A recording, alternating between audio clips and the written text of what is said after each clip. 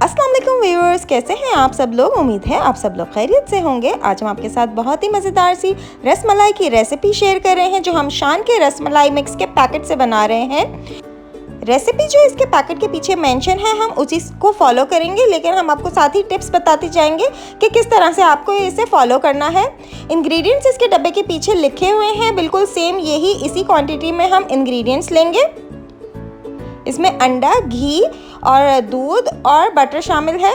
सबसे पहले हमने 1 लीटर दूध लिया है, उसे हमने अच्छे से बॉईल करना है।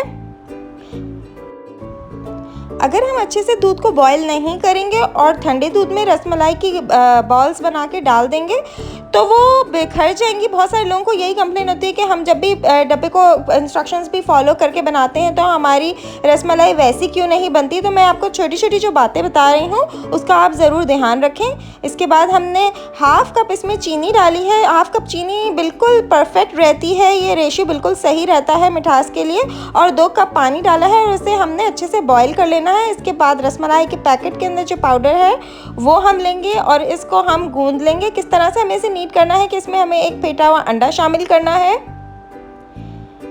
इसके बाद तकरीबन 3 टेबलस्पून हमने इसके अंदर घी ऐड करना है। आप चाहें तो बटर भी ऐड कर सकते हैं, चाहें तो आप घी ऐड कर लें। और हमें इसे बिल्कुल अच्छे से गूंद लेना है। जैसे आप आटा मिक्स करते हैं, डो बना लेते हैं, इसी तरह हमें इसकी डो बनानी है। लेकिन इसे हमने सूखने नहीं देना है। डो को हमें बहुत ज़्यादा सूखा हुआ नहीं बनाना है। इसके अंदर ये बिल्कुल परफेक्ट रेशियो है। इसके साथ आप सिर्फ 1 टीस्पून के करीब पानी शामिल कर सकते हैं ताकि थोड़ा सा गीला गीला सा रहे। अब देखिए हम इसे मिक्स करेंगे तो ये अच्छा सा डो खुद ही फॉर्म हो जाएगा। बहुत ज़्यादा इसे नहीं गूंदना पड़ता, बस आप इसको मिक्स करेंगे तो ये अच्छा सा डो बन जाएगा, बहुत ही सॉफ्ट सा। और इसके जल्दी जल्दी से हमें बॉल्स बनाने हैं। ये टिप मैं आपके साथ ज़रूर शेयर करूँगी कि आपको इस बात का सबसे ज़्यादा ख्याल रखना है कि आपका डो सख्त ना हो, आपका डो बिल्कुल सॉफ्ट होना चाहिए और ये ड्राई ना हो। आपको इसे जल्दी जल्दी से इसके बॉल्स बनाने हैं, उसको शेप करना है और फ़ौरन आपको इसको उबलते हुए दूध में शामिल करना है। अगर आपने बॉल्स बना के थोड़ी देर के लिए छोड़ दिया और वो ड्राई हो गए तो उसमें क्रैक्स पड़ जाएंगे, जिसकी वजह से आप जैसे ही ये बॉल्स दूध के अंदर डालेंगे तो वो बिखर जाएंगे।